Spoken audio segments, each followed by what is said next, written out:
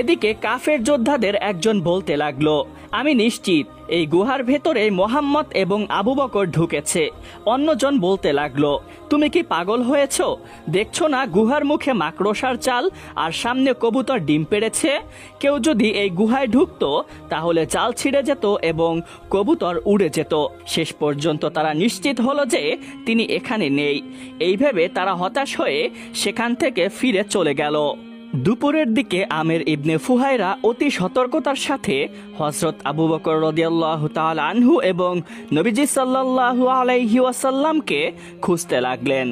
তিনি চারপাশের পরিস্থিতি পর্যবেক্ষণ করে এবং মাটির পায়ের ছাপগুলো খুব নিবিড়ভাবে লক্ষ্য করে সাওর গুহায় পৌঁছে তিনি খুব নিচু স্বরে ডাক দিলেন, হে আবু বকর, আপনারা কি এখানে আছেন?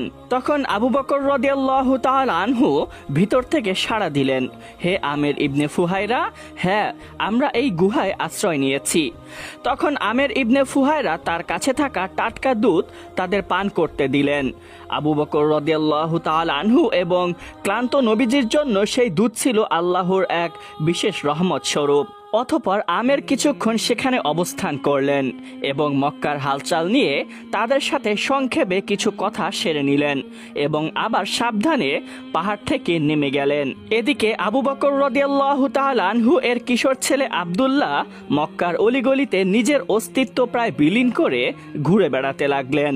তিনি বিশেষ করে